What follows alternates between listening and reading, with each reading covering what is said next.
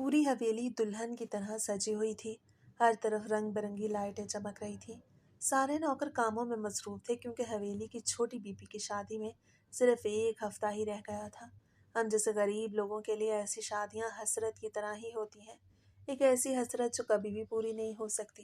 سکینہ کمبخت، ابھی تک تم کپڑے ہی استری کر رہی ہو؟ میں نے تم سے کتنی دفعہ کہا ہے کہ ہاتھ جلدی جلدی چلایا کرو۔ اتنی نازک اور کمزور تھی تو پھر تم یہاں آئی ہی کیوں ہو؟ میں بیچاری بڑے صاحب کے کپڑے استری کر رہی تھی کہ بیگم صاحبہ بھی آ گئیں اور ڈانٹنے لگی۔ ابھی 15 منٹ پہلے ہی تو وہ مجھے کپڑے دے کے گئی تھی کہ میں نے اچھے سے استری کروں۔ اب میں اچھے سے استری کر رہی تھی تو مجھ سے ناراض ہو رہی تھی کہ میں اب ٹائم زیادہ لگا رہی ہوں۔ ان بڑے لوگوں کی بھی بڑی باتیں ہیں، کبھی کیا کہتے ہیں تو کبھی کیا۔ اگر میں بیچاری جلدی جلدی میں کپڑے استری کر دیتی تو پھر انہوں نے ہی کہنا تھا کہ اتنی جلدی کپڑے استری بھی ہو گئے، تمہیں ایک کام بھی ڈھنگ سے نہیں آتا۔ ہم غریبوں کی قسمت پہ تو بس ان بڑے لوگوں کی باتیں سننا ہی لکھی ہیں، وہ جو چاہیں جب چاہیں ہمیں کہہ سکتے ہیں۔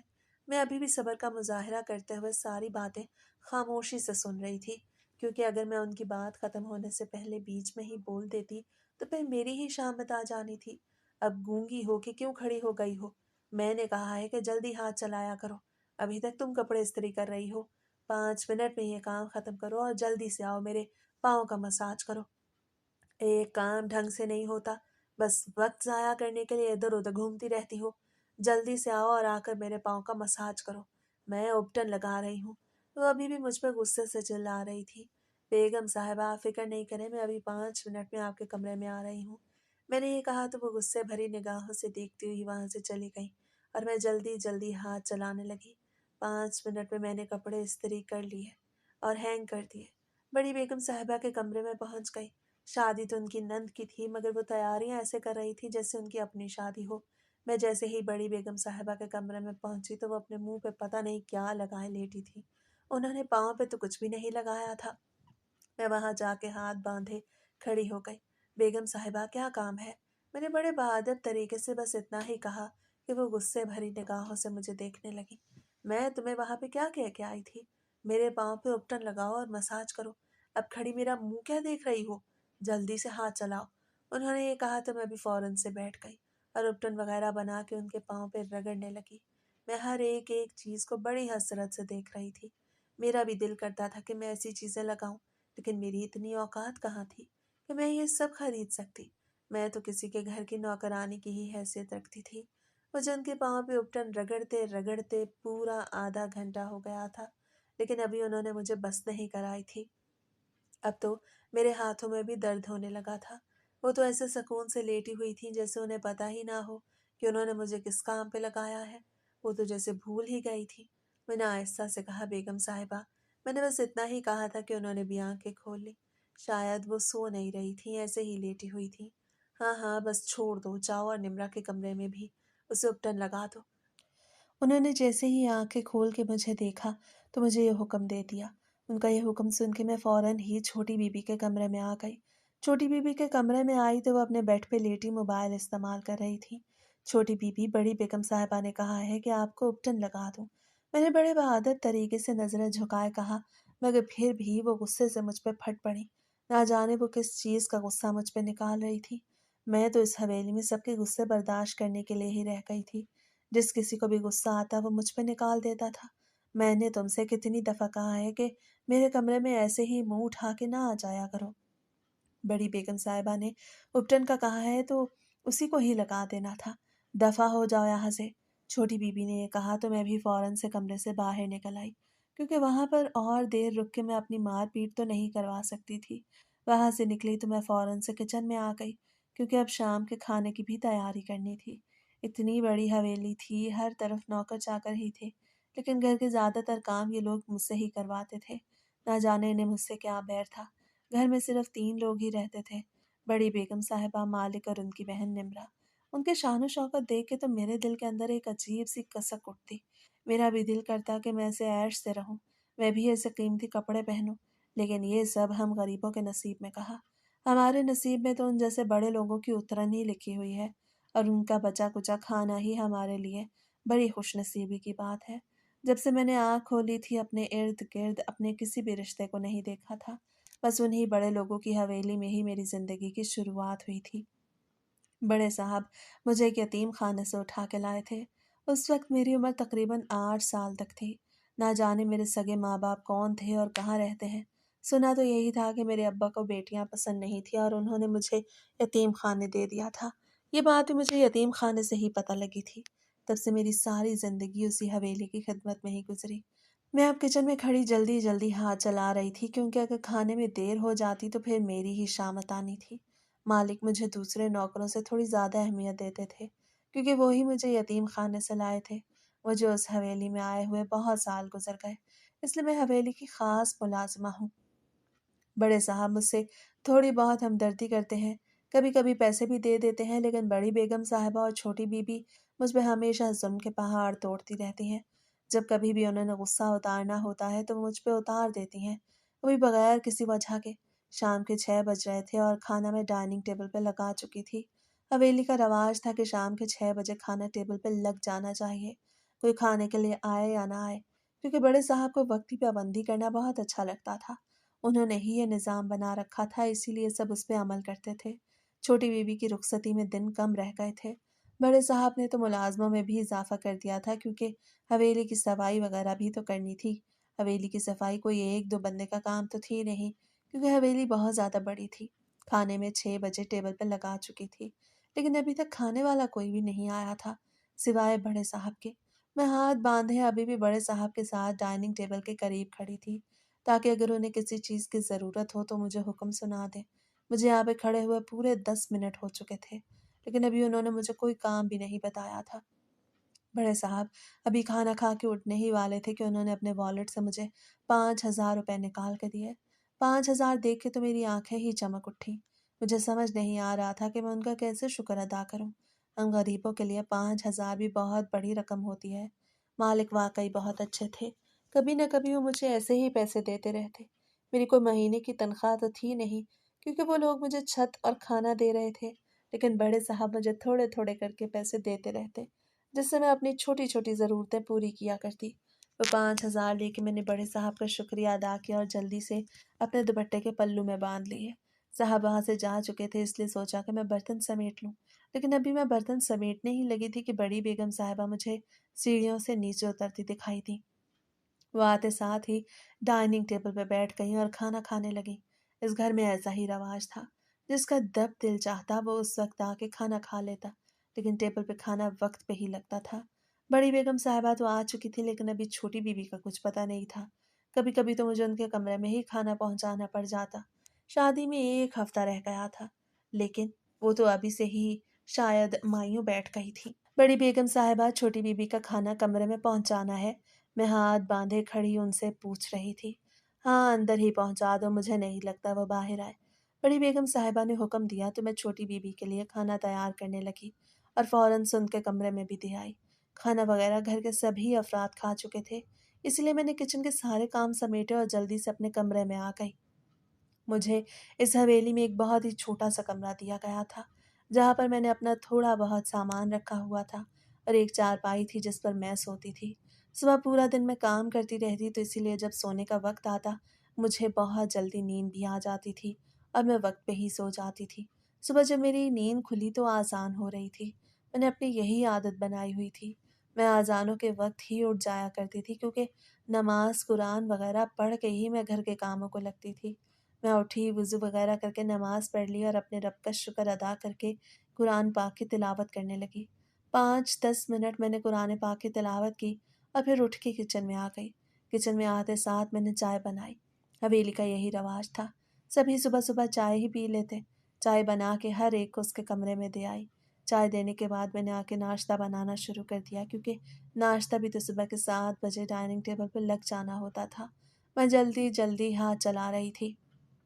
सारे काम मैं बड़े अच्छे से कर रही थी, क्योंकि मुझे इस घर में काम करते हुए बहुत लंबा अरसा हो गया था। सुबह पूरे 7 बजे तो मैंने डाइनिंग टेबल पर खाना भी लगा दिया।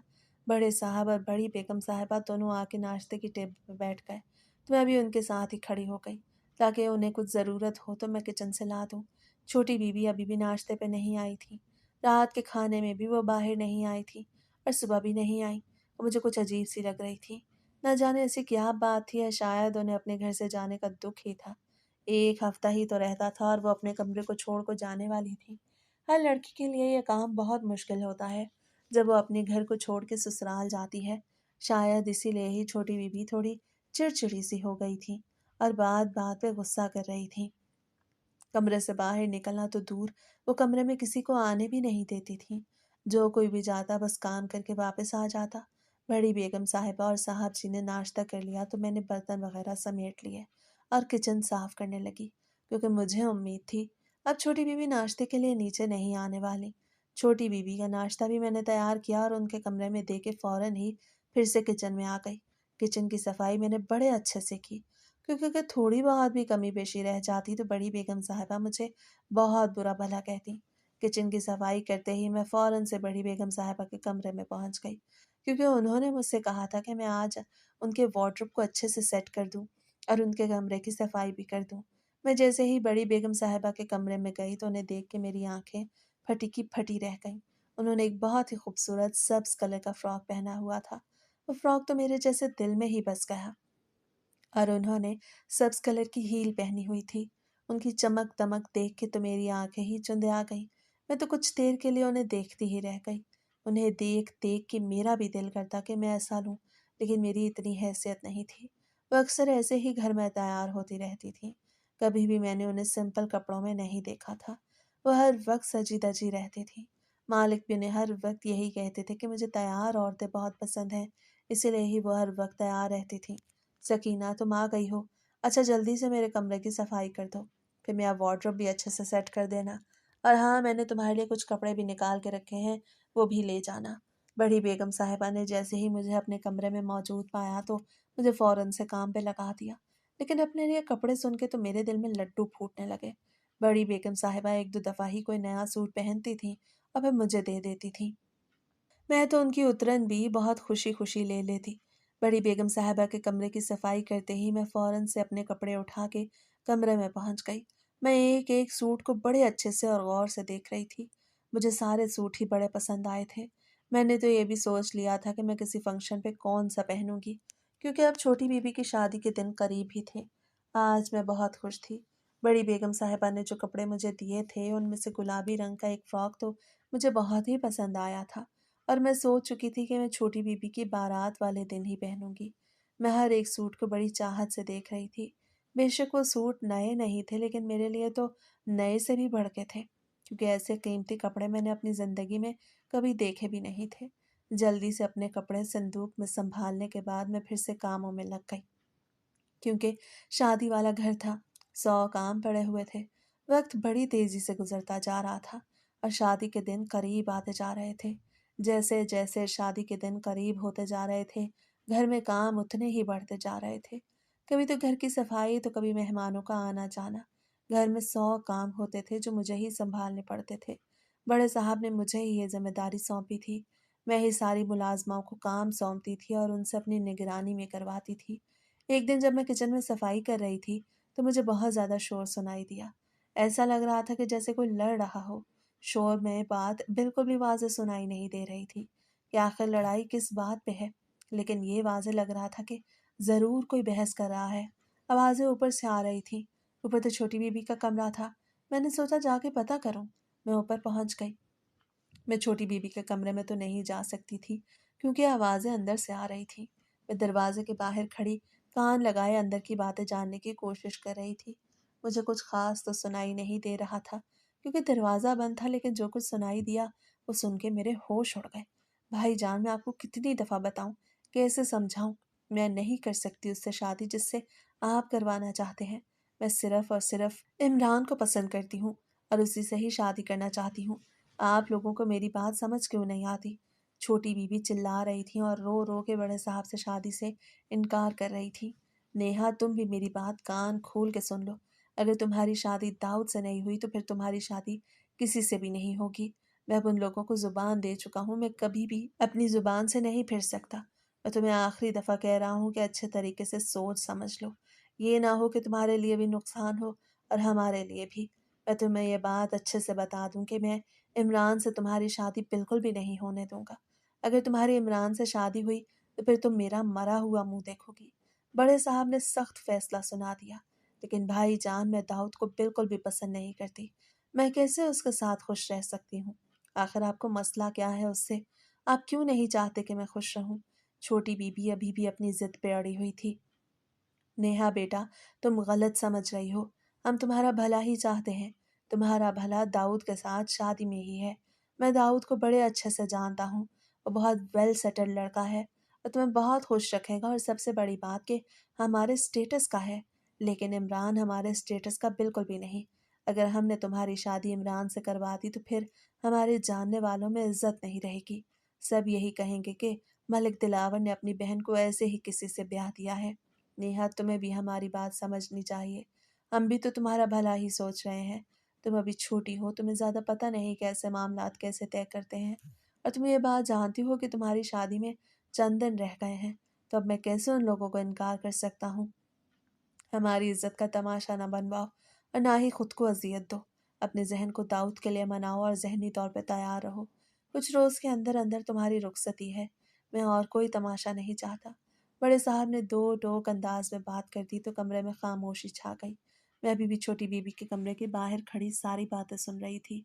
मैं तो सुन के हैरान ही रह गई कि आखिर अब क्या होगा, क्योंकि अब शादी भी तो सर पे थी और छोटी बीबी तो शादी से ही इनकार कर रही थी। इससे बड़े साहब को ही छोटी बीबी की बात मान लेनी चाहिए थी।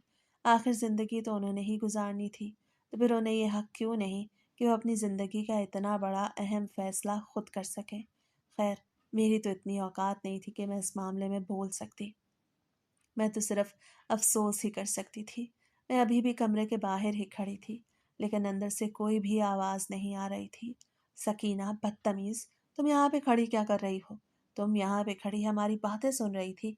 मैं सर झुकाए कान लगाए दरवाजे के साथ खड़ी हुई थी कि बड़ी बेगम साहिबा फौरन से दरवाजे से बाहर निकली और मुझे देख कर गुस्सा होने लगी। मुझे कुछ समझ नहीं आ रहा था कि आखिर मैं क्या बहाना बनाऊं, क्योंकि मैं वाकई में उनकी बातें सुनने के लिए ही वहाँ खड़ी थी। बेगम साहिबा, वो मैंने बस इतना ही कहा था क्योंकि मेरे पास तो कोई जवाब ही नहीं था। अगर मैं सच बता देती तो मेरी खैर नहीं थी, और अगर मैं झूठ भी बोलती तो भी मेरी खैर नहीं थी। अब वो मैं क्या कर रही हो? शर्म नहीं आती तुम्हें बातें सुनते हुए? तुम में ज़रा भी मैनर्स हैं कि किसी के कमरे के बाहर खड़े होके ऐसे बातें नहीं सुननी चाहिए? दिलावर ने बस तुम्हें छूट दे के रखी है। पूरे घर में दंदनाती फिरती हो। तुम्हारा बंदोबस्त करना पड़ेगा मुझे। बड़ी बेगम साहिबा तो हत्थे से ही उखड़ गई थी। मुझे खड़ी खड़ी सुना रही थी। मैं भी चुपचाप सारी बातें सुन रही थी क्योंकि ये सब मेरे लिए पहली दफ़ा नहीं था। मैं अक्सर ऐसे डांट सुनती रहती और अब तो शायद मैं ढीठ बन चुकी थी। मुझ पे ऐसी बातों का कुछ असर नहीं होता था। डांट डपट खाने के बाद मैं फ़ौरन से फिर से किचन में आ गई और अपना काम करने लगी। मेरे जहन में अभी भी वो बातें घूम रही थी कि ना जाने अब हवेली वालों का क्या होगा, क्योंकि अब तो शादी होती मुझे नहीं लग रही थी। वक्त बड़ी तेजी से गुजरता जा रहा था। अब शादी में सिर्फ 3 दिन बाकी थे। मतलब कि रुखसती में 3 दिन बाकी थे। मेहंदी का फंक्शन तो आज ही था। घर में 100 काम पड़े हुए थे। मैं सारे इंतजामात देख रही थी क्योंकि मालिक ने मुझे ही ये जिम्मेदारी सौंपी थी। मैंने आज अपने लिए भी एक अच्छा सा सूट निकाल रखा था। उन सूटों से ही एक सूट था जो बड़ी बेगम साहिबा ने मुझे कुछ दिन पहले दिए थे। मेहंदी का फंक्शन रात को था, इसीलिए सुबह सब रात के फंक्शन की तैयारियों में ही लगे रहे। रात हुई तो बाहर लॉन में सारा इंतजाम किया गया। हर तरफ गोल्डन कलर की लाइट्स चल रही थी। माहौल बहुत ही अच्छा बना हुआ था। गोल्डन कलर की कुर्सियां, हर शय गोल्डन कलर की ही थी। बाहर बहुत ज्यादा खूबसूरत स्टेज भी बनाई गई जो छोटी बीबी के लिए थी। सारी हवेली मेहमानों से भरी हुई थी। कोई भी नहीं जानता था कि ये शादी जबरदस्ती हो रही है। सिर्फ मुझ गरीब को ही इस बारे में पता था, लेकिन मेरे बस में ये बिल्कुल भी नहीं था कि मैं शादी रोक सकती। थोड़ी देर में छोटी बीबी को बाहर लाया गया और मेहंदी की रस्में शुरू हो गई। दूल्हे वाली साइड से भी बहुत सारे मेहमान थे जो छोटी बीबी की रस्म अदा कर रहे थे। हर कोई बहुत खुश था सिवाय दुल्हन के। मैं तो ये देख के हैरान थी कि आखिर ये शादी हो कैसे रही है, क्योंकि उस दिन तो छोटी बीबी बहुत गुस्से में ही बड़े साहब से कह रही थी कि वो किसी भी सूरत इस शादी को कामयाब नहीं होने देंगी और ना ही ये शादी करेंगी। तो फिर वो कैसे मेहंदी के फंक्शन में आ गई थी? मुझे तो उन बड़े लोगों की ही समझ नहीं आती। पल में तोला तो पल में माशा हो जाते हैं। मेहंदी का फंक्शन तो बड़े अच्छे से गुजर गया। परसों बारात का दिन था, लेकिन कल हवेली में ढोलकी का फंक्शन रखा गया था। कुछ मेहमान तो हवेली में ही रहे थे کیونکہ وہ دور سے آئے ہوئے تھے۔ آج کل تو حویلی میں کام بھی بہت زیادہ بڑھ گئے تھے، ایک تو مہمان آئے ہوئے تھے اور دوسرا انتظامات وغیرہ میرے لیے بہت زیادہ مشکل ہو جاتی تھی۔ بے شک وہ سارے کام میں نہیں کرتی تھی، لیکن ان کی دیکھ بھال میرے ہی ذمہ تھی۔ حویلی والوں کو سب سے زیادہ مجھ پہ ہی اعتبار تھا۔ رات کو مہندی کے فنکشن کے بعد تو مجھے ایسی گہری نیند آئی کہ میں صبح کے 8 بجے اٹھی، وہ بھی خود سے نہیں اٹھی بلکہ بیگم صاحبہ کے منہ پر پانی پھینکنے کی وجہ سے ہی اٹھی۔ میں اپنے کمرے میں لیٹی ہوئی تھی کہ اچانک سے میرے منہ پہ کسی نے زور سے پانی کا گلاس گرا دیا تو میری نیند کھل گئی۔ کمبخت، تم یہاں گھوڑے گدھے بیچ کے سو رہی ہو اور باہر مہمان ناشتے کے لیے انتظار کر رہے ہیں۔ تھوڑا بھی تمہیں خیال نہیں کہ مہمانوں سے حویلی بھری پڑی ہے اور تم یہاں پہ سو رہی ہو؟ مدد کراؤ کھانا بنوانے میں ملازمہ کی۔ بڑی بیگم صاحبہ تو جیسے غصے سے مجھ پہ پھٹ پڑی تھی۔ ان کی بات بھی سچ تھی، مہمانوں سے حویلی بھری پڑی تھی اور میں یہاں پہ سو رہی تھی۔ میرا بھی قصور نہیں تھا، رات کو میں بہت زیادہ تھکی ہوئی تھی، اسی لیے ہی مجھے بہت زیادہ گہری نیند آ گئی اور میں صبح جلدی نہیں اٹھ سکی، ورنہ تو میں ہمیشہ اذانوں کے وقت ہی اٹھ جایا کرتی تھی۔ خیر، میں نے جلدی جلدی سے بستر چھوڑا اور کچن میں پہنچ گئی۔ آج ناشتے کے لیے بہت زیادہ دیر ہو چکی تھی، لیکن میں نے بہت جلدی جلدی ہاتھ چلایا اور جلدی سے کھانا وغیرہ بنا لیا۔ جیسے ہی کھانا ڈائننگ ٹیبل پہ لگا تو سبھی مہمان بھی ڈائننگ ٹیبل پہ آ گئے۔ مہمان بہت زیادہ نہیں تھے، بس کچھ ہی تھے جو دور دور سے آئے ہوئے تھے اور بہت زیادہ قریبی بھی تھے۔ ناشتہ کرنے کے بعد سب اپنے اپنے کاموں میں لگ گئے کیونکہ رات کو ڈھولکی کا فنکشن تھا۔ سارے فنکشنز رات کو ہی تھے۔ رات ہوئی تو لان پھر سے سج گیا، ہر طرف رنگ برنگی لائٹیں جل رہی تھیں، پوری حویلی دلہن کی طرح سجی ہوئی تھی۔ بہت زیادہ لاؤڈ میوزک چلا ہوا تھا، لڑکیاں ڈانس کرنے میں لگی ہوئی تھیں۔ ابھی تک چھوٹی بیوی کو سٹیج پہ نہیں بٹھایا گیا تھا۔ مجھے تو لگ رہا تھا کہ کچھ گڑبڑ ہی ہے، کیونکہ بڑی بیگم صاحبہ بھی باہر دکھائی نہیں دے رہی تھی۔ میں ابھی یہ سوچ ہی رہی تھی کہ اچانک سے ہال کے دروازے سے بڑی بیگم صاحبہ چھوٹی بیوی کو باہر لاتی ہوئی دکھائی دی۔ آج تو چھوٹی بیوی کا سوٹ دیکھ کے میرے ہوش ہی اڑ گئے۔ انہوں نے اورنج کلر کی میکسی پہنی ہوئی تھی، میں تو انہیں سر تا پیر دیکھ رہی تھی۔ ان کی تیاری، ان کا قیمتی سوٹ دیکھ دیکھ کر تو میری آنکھوں میں نمی آ گئی۔ کبھی کبھی تو مجھے خود پہ ہی غصہ آنے لگتا کہ آخر میں ایسے ہی کسی کی چیزوں کو حسد بھری نگاہوں سے کیوں دیکھتی ہوں، جب اللہ نے میرے نصیب میں ہی نہیں لکھا۔ بڑی بیگم صاحبہ بھی آج بہت زیادہ پیاری لگ رہی تھی۔ میں تو پورے فنکشن میں ہر کسی کے کپڑے ہی دیکھتی رہتی تھی، کیونکہ میں بھی ایک لڑکی تھی۔ لڑکیوں کے لیے کپڑے، جیولری، جوتے، سب کچھ یہی ہوتا ہے۔ میں بھی بیچاری کیا کرتی، سبھی نے ایسے ایسے کپڑے پہنے ہوئے تھے کہ میری نظریں ہی نہیں ہٹ رہی تھیں۔ آج تو چھوٹی بیوی بہت زیادہ رو بھی رہی تھی۔ میں نے دیکھا کہ بڑی بیگم صاحبہ بار بار انہیں اشارے کر رہی تھیں کہ خاموش ہو جاؤ، لیکن وہ روئے جا رہی تھیں۔ کوئی یہ نہیں جانتا تھا کہ ان کے رونے کی وجہ کیا ہے، سوائے حویلی والوں کے اور میرے، کیونکہ سبھی تو یہی سمجھ رہے تھے کہ وہ اپنی رخصتی کو لے کے رو رہی ہیں۔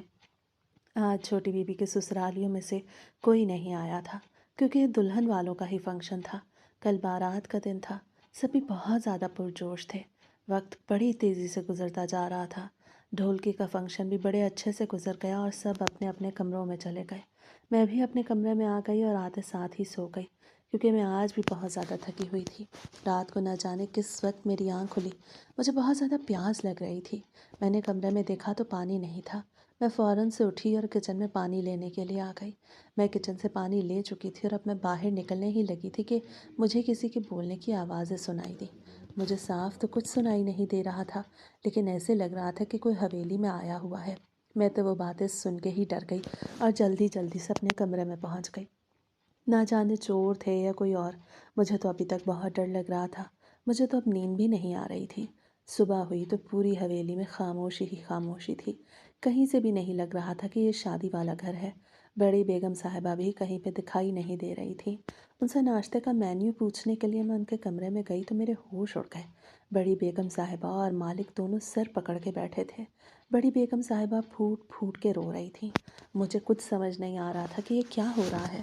مجھے لگ رہا تھا کہ ضرور ہی ان کی کوئی چوری ہو گئی ہے، کیونکہ رات کو جب میں پانی لینے کے لیے نکلی تھی تو مجھے ایسے ہی کچھ محسوس ہو رہا تھا۔ مجھے کچھ سمجھ نہیں آ رہا تھا کہ میں کیا کروں۔ ایک دل کیا کہ میں انہیں بتا دوں، لیکن پھر میں خاموش رہی۔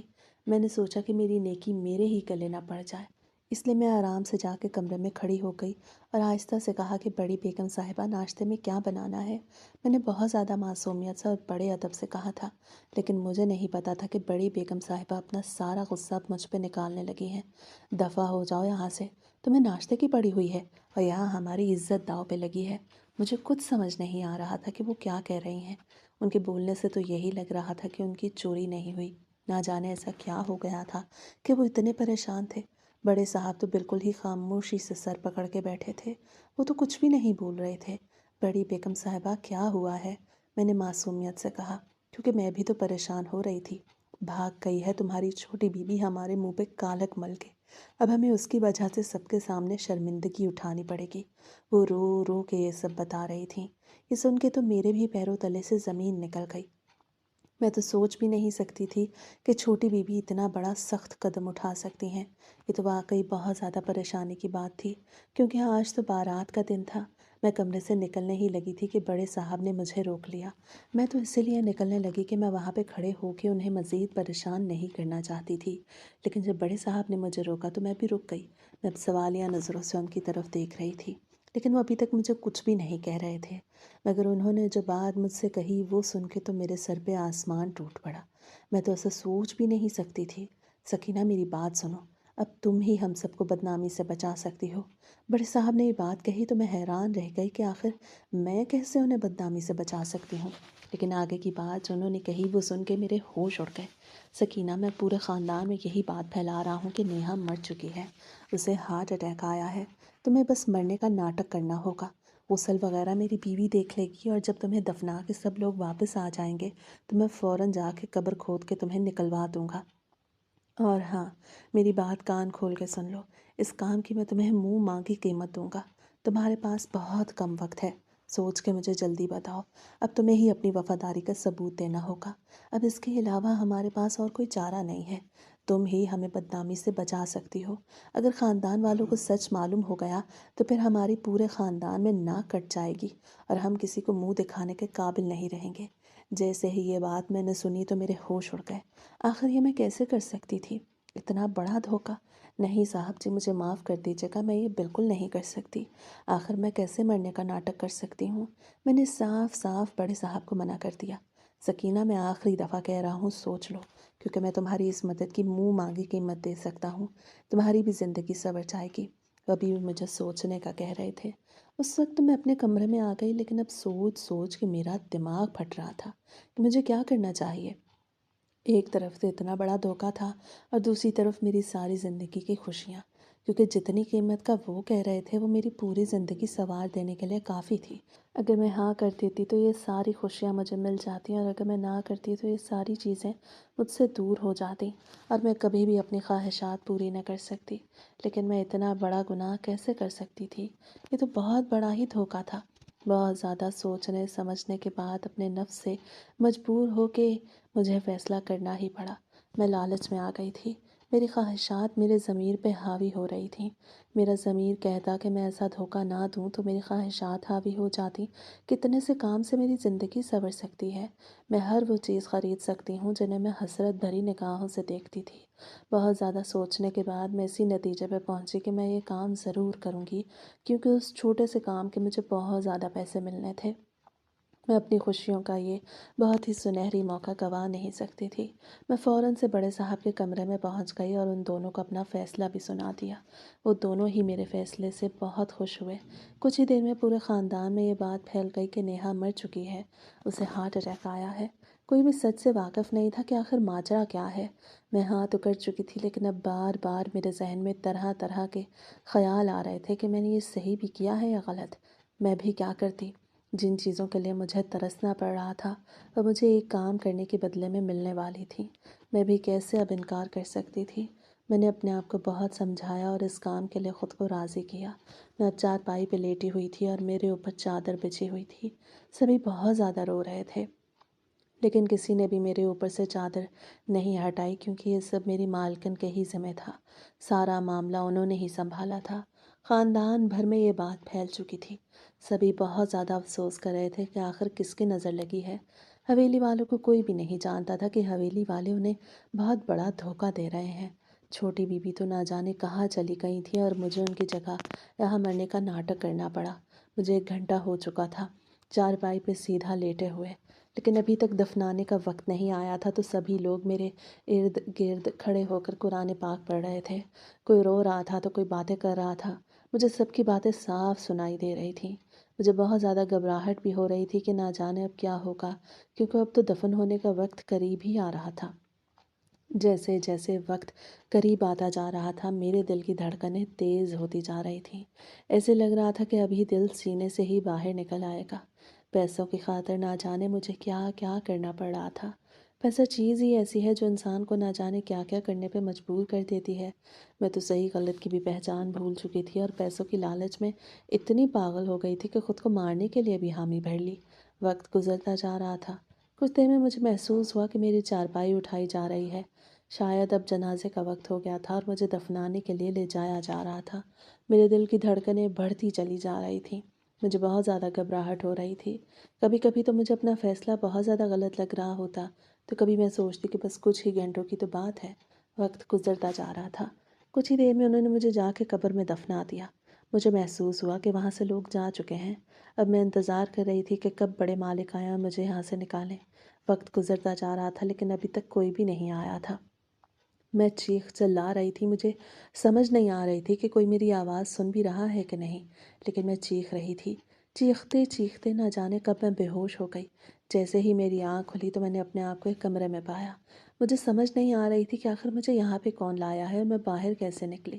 میرے ذہن میں طرح طرح کے خیال آ رہے تھے۔ مجھے تو اپنے مالک پہ بہت غصہ آ رہا تھا، جنہوں نے میرے ساتھ بہت بڑا دھوکہ کیا تھا۔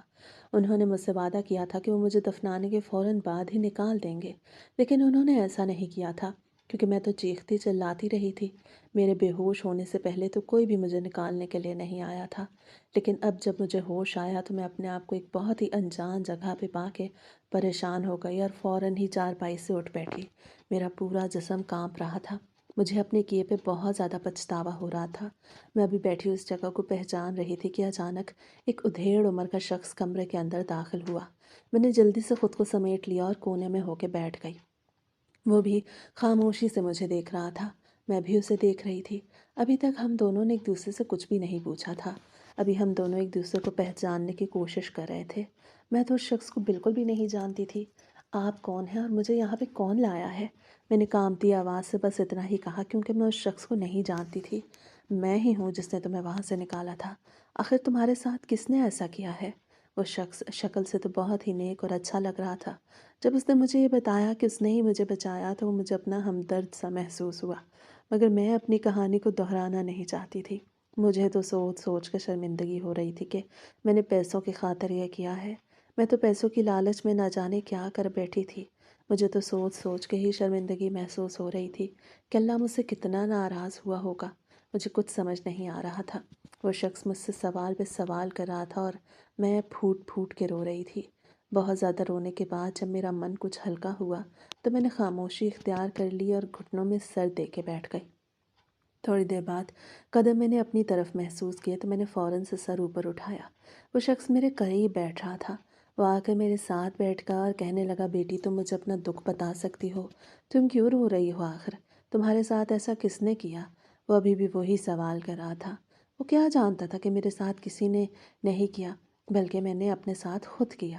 میں اسے کیسے بتاتی کہ میں نے پیسوں کی لالچ میں اتنا بڑا گناہ کمایا ہے اور یہ حرکت کی ہے؟ مجھے تو سوچ سوچ کے ہی شرمندگی ہو رہی تھی۔ میں اپنا کیا دہرانا نہیں چاہتی تھی، لیکن وہ شخص بار بار مجھ سے سوال کر رہا تھا۔ وہ مجھے اسے اپنی کہانی بتانی ہی پڑی۔ میں اسے ساری کہانی کھل کے بتاتی تو وہ بہت زیادہ حیران ہوا۔ اسے بھی حیرت ہو رہی ہوگی کہ آخر میں پیسوں کے لیے اتنا بھی گر سکتی ہوں، اور مجھے اپنی طرح کا ہی لگ رہا تھا۔ اور بس چیز ہی ایسی ہے کہ انسان سے ایسے ایسے کام کرواتی ہے جو انسان کبھی سوچ بھی نہیں سکتا۔ بیٹا میں تمہاری کہانی پوری سمجھ چکا ہوں۔ مجھے بہت افسوس ہوا ہے کہ تمہارے ساتھ ایسا ہوا۔ وہ اب مجھ سے ہمدردی کر رہا تھا۔ وہ شخص شکل سے بہت نیک لگ رہا تھا۔ میں تو اسے اپنی ساری کہانی بتا چکی تھی، لیکن ابھی تک اس نے مجھے اپنی کہانی نہیں بتائی تھی کہ آخر وہ کون ہے اور یہاں پہ اکیلا کیسے رہ رہا ہے۔ وہ ایک چھوٹا سا گھر تھا۔ میں نے بھی ہمت کر کے اس سے اس کے بارے میں پوچھا تو وہ رونے لگ گیا۔ شاید اس کی کہانی بھی ایسی ہی دکھ بھری تھی۔ وہ شخص بہت زیادہ رو رہا تھا۔ میں نے بھی پھر ضد نہیں کی کیونکہ میں کسی کے زخموں کو کریدنا نہیں چاہتی تھی۔ میں سمجھ سکتی تھی کہ اندر کے زخم کس طرح کے ہوتے ہیں۔ کچھ دیر وہ بہت روتا رہا لیکن جب اس کا من کچھ ہلکا ہو گیا تو اس نے بھی مجھے اپنی کہانی سنا دی۔ بیٹا میرے 4 بیٹے تھے اور 1 بیٹی۔ میری بیوی کا انتقال ہو چکا ہے۔ میرے 4 بیٹے ہیں لیکن کوئی بھی مجھے اپنے ساتھ رکھنے کو تیار نہیں۔ میری ایک بیٹی تھی، اسے میں بچپن میں ہی یتیم خانے چھوڑ آیا تھا کیونکہ مجھے بیٹیاں پسند نہیں تھیں۔ میں نے اپنی بیٹی کا نام سکینہ رکھا تھا۔ آج بھی مجھے میری بیٹی بہت یاد آتی ہے۔ اگر میں نے اپنی بیٹی کو وہاں نہ چھوڑا ہوتا تو شاید آج میں اس کے ساتھ ہوتا اور میں یوں در بدر نہ پھر رہا ہوتا۔ شاید مجھے میرے کیے کی ہی سزا ملی ہے۔ جیسے ہی میں نے وہ بات سنی تو میرے ہوش اڑ گئے۔ وہ میرے ابا ہی تھے۔ میرا تو کوئی بھی نہیں جو مجھے اپنے ساتھ رکھے۔ میرے بچے تو مجھے خرچ تک نہیں دیتے، اس لیے میں محنت مزدوری کر کے ہی اپنا پیٹ پال رہا ہوں۔ اسے مجھے اپنی کہانی بتائی تو میری بھی آنکھوں سے آنسو آ گئے۔ وہ بہت زیادہ کمزور لگ رہا تھا۔ اس کی عمر تو بہت زیادہ نہیں تھی لیکن پریشانیوں اور محنت کرنے کے باعث وہ بہت زیادہ کمزور اور بوڑھا لگ رہا تھا۔ میں نے بھی اسے ساری حقیقت بتا دی کہ میں ہی ان کی بیٹی ہوں اور میں ہی وہ بدبخت بیٹی ہوں جسے آپ نے یتیم خانے چھوڑا تھا اور حویلی والے مجھے لے کر گئے تھے۔ میں نے ابا کو یہ بات بتائی تو وہ پھوٹ پھوٹ کے رونے لگے اور مجھ سے معافی مانگنے لگے۔ وہ میرے سامنے ہاتھ جوڑ رہے تھے۔ میں انہیں معاف تو نہیں کرنا چاہتی تھی کیونکہ ان کی وجہ سے میں دربدر ہوئی تھی، مگر میں انہیں اذیت نہیں دینا چاہتی تھی اور ان کے بڑھاپے کا سہارا بننا چاہتی تھی۔ میں نے انہیں معاف کر دیا تھا۔ میں نے 2 پل ان سے ہمدردی کے کہے تو انہوں نے بھی کچھ سکون حاصل کیا کیونکہ وہ بھی اپنے کیے پہ شرمندہ تھے۔ وقت گزرتا جا رہا تھا۔ ایک دن میں اپنے مالک کے گھر گئی تاکہ ان سے پوچھ سکوں کہ انہوں نے میرے ساتھ ایسا کیوں کیا، لیکن وہاں پہنچ کے پتہ چلا کہ وہ وہاں سے جا چکے ہیں۔ میں نہیں جانتی تھی کہ وہ کہاں پہ گئے ہیں، لیکن اب میرا ان سے ملنا ناممکن تھا۔ میں اپنے باپ کو سچے دل سے معاف کر چکی تھی۔ میں نے اب انہیں مزدوری پہ جانے سے روک دیا تھا کیونکہ میں ہی اب گھروں میں کام کر کر کے کچھ پیسے جمع کرتی تھی اور گھر کا راشن لیتی تھی۔ ہم دونوں کو ہی سہارا مل چکا تھا۔ میں اپنے رب سے سچے دل سے توبہ کر چکی تھی کیونکہ مجھ سے بہت بڑا گناہ ہو گیا تھا۔ پیسوں کی لالچ میں نہ جانے میں کیا کر چکی تھی۔ مجھے تو سوچ سوچ کے ہی شرمندگی ہوتی تھی۔ آج بھی جب کبھی میں سوچوں کہ میں نے لالچ میں وہ کام کیا تھا تو میری روح تک کانپ جاتی ہے اور میں اپنے رب سے رو رو کے معافی مانگتی ہوں کہ میرا اللہ مجھے معاف کر دے۔